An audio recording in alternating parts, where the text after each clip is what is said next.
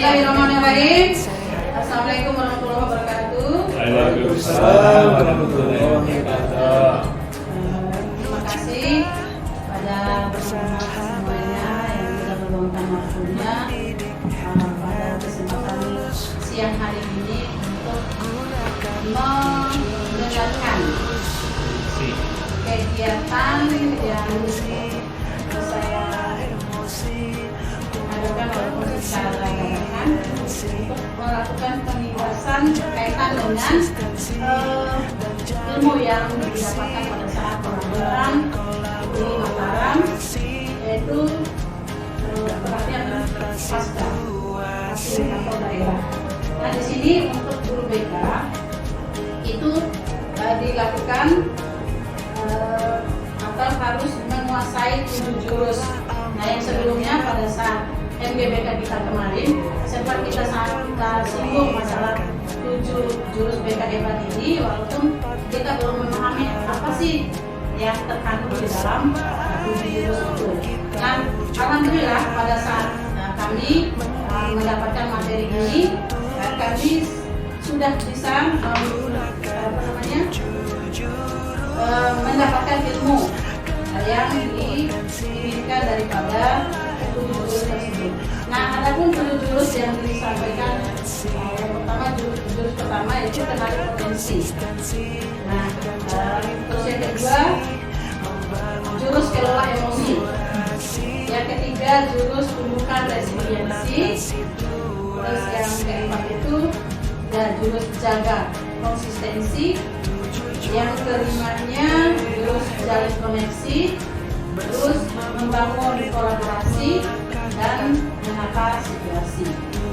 Nah, dari 7 jurus ini ada keterkaitan Bapak Ibu guru semuanya antara satu dengan yang lainnya. Apalagi kita sebagai guru BK selalu melakukan ini, namun mungkin kita tidak memahami, oh ternyata ini yang sudah dinyatakan sebagai kenali potensinya, oh ini yang sudah kita lakukan seperti kelola emosinya. Ya, itu yang kita tidak sadari. Nah, secara ilmu secara deskripsinya, adapun kenali potensi itu yaitu bagaimana kita membantu siswa untuk mengenali potensi yang ada pada diri. Nah, apa saja yang telah kita lakukan untuk mengenali potensi itu? Seperti kita mendapatkan atau kita lakukan asesmen awal. Asesmen awal, mungkin kita kemarin itu melakukan asesmen yang baru kita lakukan itu tes inteligensi bakat dan minat. Terus ada juga yang pakai gaya belajarnya, ada yang juga yang pakai kecerdasan menghubungnya, dan ada banyak potensi-potensi atau asesmen yang bisa kita gunakan untuk mengenali potensi pada siswa. Nah, terus yang kedua itu jurus kelola emosi. Nah, pada jurus kelola emosi ini bagaimana kita membantu siswa mengenali atau dan mengelola dan mengarahkan emosi secara sehat. Nah, di sini kita sudah melakukan bahkan hampir setiap hari kita melakukan atau mengelola emosi baik pribadi kita sebagai seorang guru maupun dengan bagaimana kita mengelola emosi dengan siswa-siswa yang kita hadapi pada saat kita melakukan konseling secara individu, kelompok dan secara vertikal. Jadi itu untuk kelola emosinya. Adapun apa saja yang bisa kita lakukan untuk mengelola emosi itu, yaitu yang pertama bisa kita lakukan secara melatih mindfulnya. Mindful siswa, terus yang kedua itu bisa dengan meditasi. Misalnya pada saat kita masuk di dalam kelas atau kita pada saat melakukan konseling individual, ya kita bisa menerapkan relaksasi, menarik nafas untuk menenangkan situasi situasi emosi anak untuk biar lebih tenang dalam menjelaskan permasalahan yang dihadapi. Dan yang berikutnya apalagi yang harus bisa kita lakukan itu kita mengadakan diskusi. Anak-anak itu diskusi secara sederhana tentang emosi dan cara mengelola emosinya. Terus yang berikutnya juga bisa kita gunakan permainan emosi. Nah di sini bisa kita menggunakan emosi seperti ada yang senyum, terus ada yang sedih, ada yang nangis kayak gitu, ada yang kecewa, emoji iya emoji yang ada di dalam HP kita itu, iya itu yang biasa kita gunakan. Terus iya itu. Terus ada lagi latihan empati, melakukan simulasi atau bermain peran saat kita ngomong dengan siswa atau kita berada di dalam kelas. Terus kita juga bisa menyuruh siswa itu untuk membuat jurnal emosinya. Kita mengetahui naik turunnya emosi yang ada pada diri siswa itu sendiri. Nah terus yang ketiga itu jurus tumbuhkan resiliensi. Nah mungkin Bapak Ibu hebat tahu apa itu resiliensi? Tidak tahu.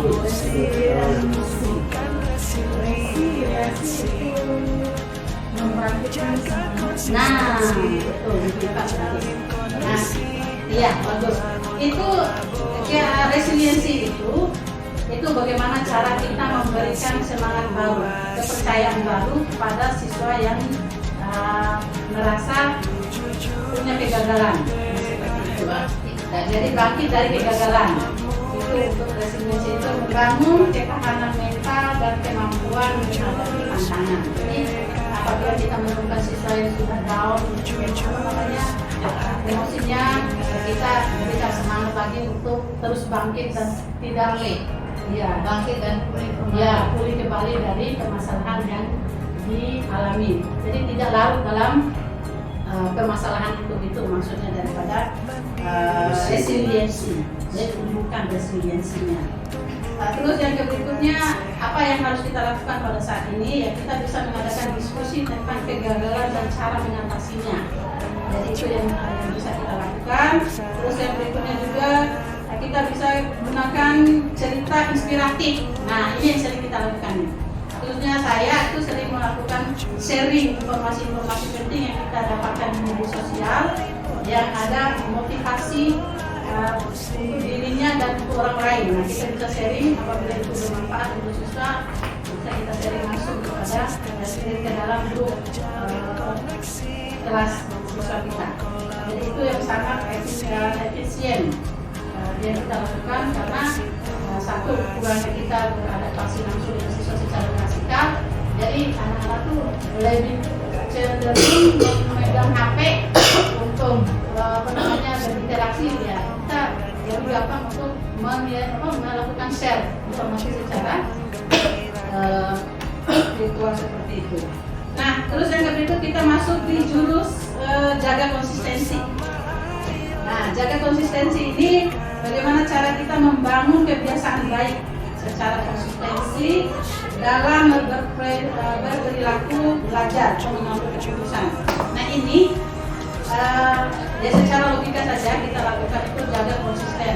Nah di sini kita sudah punya budaya positif. Contoh budaya positifnya yang bisa Ibu sampaikan di sini seperti apa? Yang sudah kita lakukan sekolah kita. Contoh? Sering senyum. Oke, tepat waktu, masuk tepat waktu. Terus yang sering kita lakukan pagi hari itu contohnya Bapak penyambutan siswa. Nah, yang kita lakukan berkali-kali ya, pertahankan. Ya, itu dia. Jadi secara sesuatu perbuatan yang kita lakukan yang bernilai positif itu bisa berulang-ulang kita lakukan secara konsisten itu yang dimaksud. Jadi di sini kita bisa mengambil kegiatan-kegiatan positif, perilaku-perilaku positif yang kita lakukan itu bisa kita terapkan pada siswa itu yang menjadi bahan kita untuk menjadikan contoh yang baik untuk siswa-siswa kita atau sistem yang ada di dalam sekolah kita. Nah, terus yang berikutnya itu adalah jurus yang kelima, jalin koneksi. Nah, jalin koneksi ini maksudnya adalah membangun hubungan yang sehat dan positif dengan teman, keluarga, dan masyarakat. Nah, ini sudah yang akan kita lakukan, yang kita bisa lakukan pada siswa, baik secara lingkungan sekolahnya, lingkungan keluarganya, dan lingkungan masyarakatnya. Nah, apa saja yang bisa kita lakukan? Itu melakukan aktivitas kelompok seperti berdiskusi, terus bermain atau proyek kolaboratif. Nah, mungkin ibu guru, bapak guru bisa mengenang kembali apa yang telah kita lakukan kemarin. Sering sekali setiap satu kali dalam semester ya, kalau nggak salah kemarin kita lakukan proyek P5. Nah, itu dia.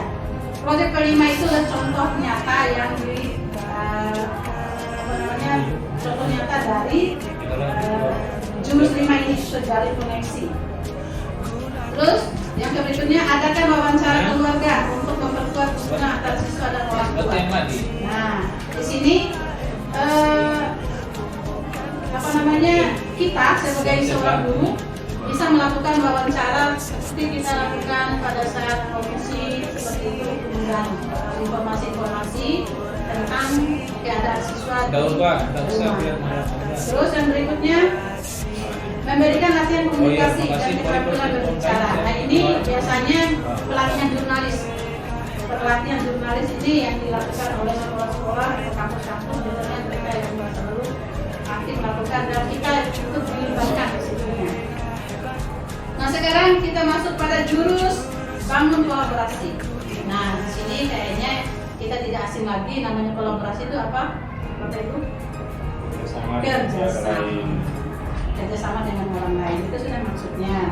Jadi di sini bagaimana caranya kita membangun kemampuan bekerjasama, berkomunikasi, dan berkolaborasi dengan kelompok. Nah, di sini sangat-sangat berpengaruh pada kita sebagai seorang BK. Kita harus pandai-pandai melakukan kolaborasi untuk mengatasi permasalahan yang timbul pada siswa binaan kita. Mungkin Bapak Ibu di sini sudah sering melakukan kolaborasi itu, namun kita tidak menyangka ternyata ini bagian daripada jurus ya. Nah, terus yang berikut, yang terakhir itu menata situasi. Nah, menata situasi ini bagaimana cara melatih siswa untuk mengelola dan menyesuaikan diri dengan berbagai kondisi dan tantangan. Nah, ini yang bisa dilakukan oleh guru terhadap siswa.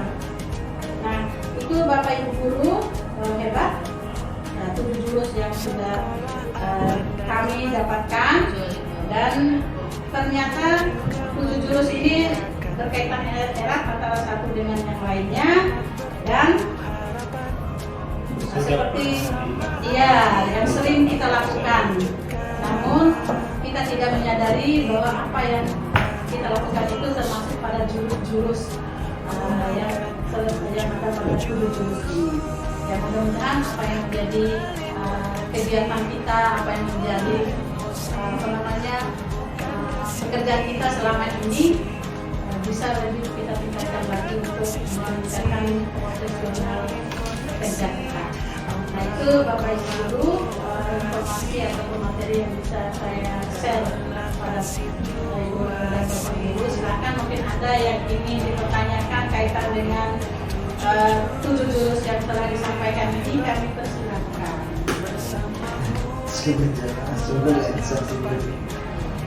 Tanpa kita sadari juga kita lakukan tiap hari sudah masuk ini, tinggal kita menambah.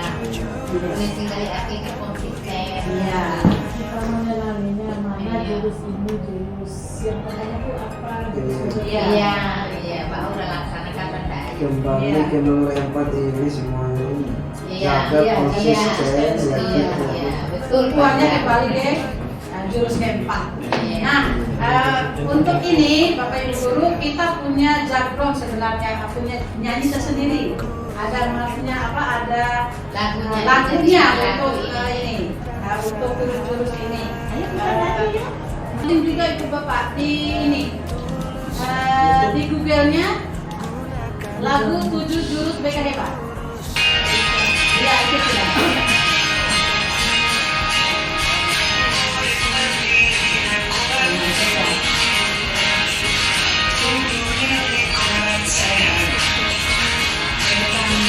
Bersama guru yang hebat, penuh cinta dan kesabaran, mendidik dengan tulus, gunakan 7 jurus, kenali potensi, kelola emosi, tumbuhkan resiliensi.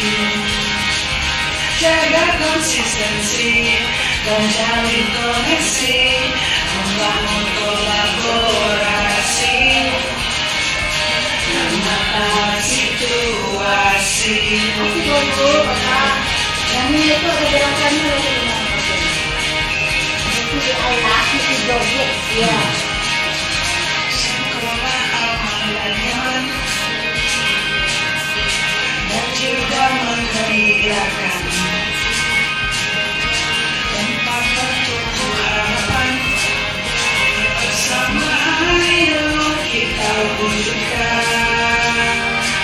Mendidik dengan tulus, gunakan 7 jurus, kenali potensi, kelola emosi, tumbuhkan resiliensi. Coba dulu. Konsistensi dan jalin koneksi, membangun kolaborasi dan menata situasi. Jurus BK Hebat, sama murid melangkah maju. 7 jurus Panen kamu dulu. Jadi kayak ya. Jadi itu lagunya, lagu 7 Jurus BK Hebat. Dengan sendirinya nanti kalau kita sering mengingat akan bisa hafal karena 7 jurus itu. Jadi seperti itu. Lain saya. Ya. Kirim ke tempat dinas. Ada iya marah Ya, kita jadi tidak ada pertanyaan Puas. ini kita dikerabin para konsisten. secara konsisten ya. Baik, Bapak Ibu guru hebat semuanya. Jadi dengan pokok jurus BK Hebat itu bimbingan tepat generasi hebat. Jadi itu yang menjadi jargon kita, moto kita untuk melakukan 7 jurus BK Hebat dengan menciptakan sekolah aman, nyaman, dan menggembirakan.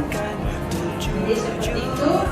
Jadi saya ingin mengucapkan jargon itu, Ibu Bapak sama-sama kita mengulangi ya. Bimbingan tepat generasi hebat. Ya. Kita coba 1, 2, 3. Bimbingan tepat generasi hebat. Ya. Terima kasih guru hebat sudah bisa membersamai saya dalam melakukan diseminasi kaitan dengan materi yang telah didapatkan pada saat pelatihan. Terima kasih banyak atas kesempatannya. Demikian dengan ucapan Alhamdulillahirrahmanirrahim, saya akhiri. Wassalamualaikum warahmatullahi wabarakatuh. Waalaikumsalam warahmatullahi wabarakatuh. Ku ingat